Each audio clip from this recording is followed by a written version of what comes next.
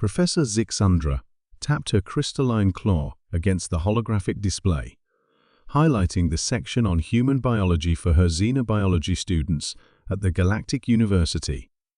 The amphitheater was filled with young beings from across the galaxy, centaurians with their flowing tentacles, Regellians with their compound eyes, and even a few of the rare silicon-based Vorthan in the back rows.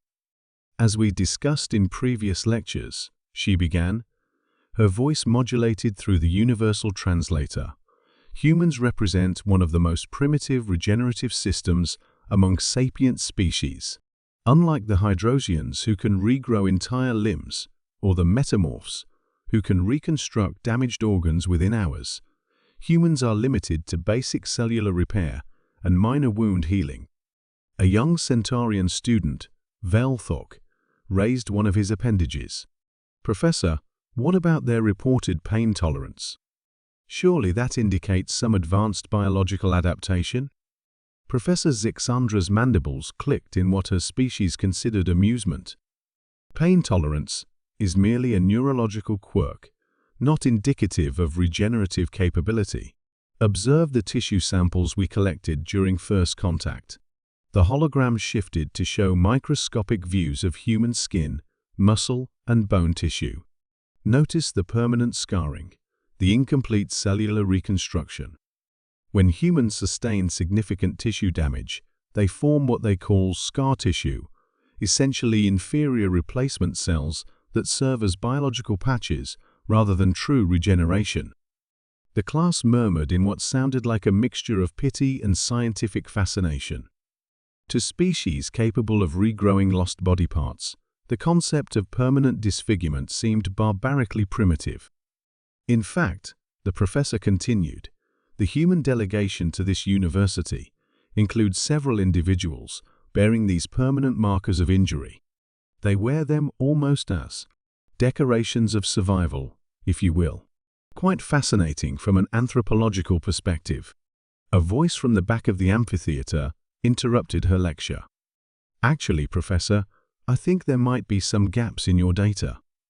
Every head, eye stalk, and sensory organ in the room turned toward the source of the voice.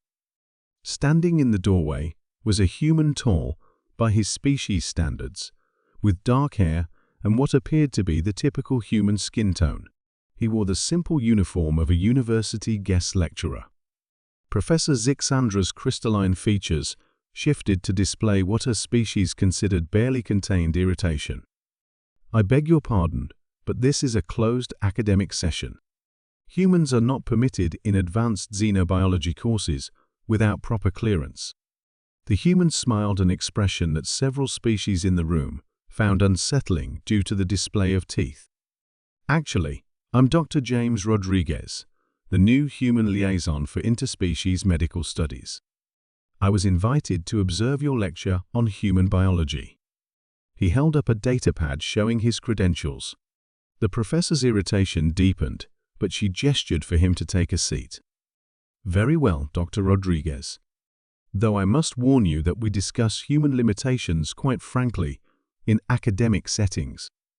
"Oh, I'm counting on it," Dr. Rodriguez replied, moving down the steps toward the front of the amphitheater. "Especially the part about scar tissue and regeneration limitations." As he walked, something caught the attention of the Regellian students with their microscopic vision. One of them, designated Student K, 7429, made a chirping sound that the translator rendered as confusion. "Professor, the human's tissue. There appear to be irregularities in his cellular structure." Dr. Rodriguez had reached the front of the amphitheater and was now standing beside the professor's podium. "You know, Professor Zixandra, your lecture was quite accurate for baseline human biology. But I think your students might be interested in seeing some updated research." Without waiting for permission, he began rolling up his left sleeve. The amphitheater fell silent as pale skin was revealed, marked with what appeared to be faint lines, barely visible traces of what once might have been significant injuries. 3 years ago, I lost this entire forearm in a mining accident on Kepler 186f, Dr. Rodriguez said conversationally, extending his arm for the class to observe, crushed beyond recognition. According to your textbooks, I should have a prosthetic, or, at best, a heavily scarred stump. The silence in the room was absolute. Enhanced vision system, every biological sensor, was focused on the human's extended arm. Student K, 7429's compound eyes dilated as he processed what he was observing at the cellular level. Professor, the Rigelian student's voice was barely a whisper. The tissue composition. It's not scar tissue. It's completely regenerated cellular structure. Perfect muscular reconstruction, neural pathway restoration. Even the vascular system shows signs of complete regrowth.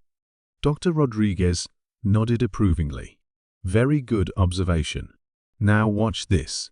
He began removing his shirt, revealing a torso marked with barely visible lines across his chest and abdomen. Plasma burns from a reactor breach 18 months ago. Third-degree burns across 60% of my torso. Professor Zixandra's crystalline structure was beginning to vibrate, a sign of extreme agitation in her species. This is impossible. Our medical scans of humans show no capability for regeneration beyond basic cellular repair. That's because, Dr. Rodriguez said, his voice taking on the tone of a lecturer addressing students, you've been studying the wrong humans. What you've observed is baseline human biology, humans who haven't undergone what we call extreme adaptive pressure. He moved to the holographic controls, bringing up a new set of data that made the entire class recoil in shock. The scans showed humans with impossible injuries, healing at accelerated rates, tissue regeneration that exceeded even the most advanced species' capabilities, and cellular reconstruction that seemed to violate known biological laws.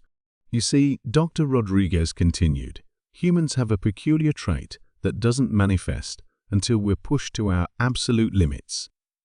We don't just heal, we adapt. Each time we survive something that should have killed us, we come back stronger, more resilient, more capable of surviving the next impossible thing. A Vorthan student, its silicon-based form glowing with nervous energy, managed to vocalize a question. But the scarring, the permanent damage we observed. Dr. Rodriguez smiled again, and this time, the expression seemed far more predatory than friendly. Those aren't scars in the way you understand them. They're maps. Each line represents an injury we survived, adapted to, and overcame. They're not signs of our limitations. They're trophies of our resilience. He began putting his shirt back on. The humans you studied for your textbooks were the lucky ones, those who never faced extreme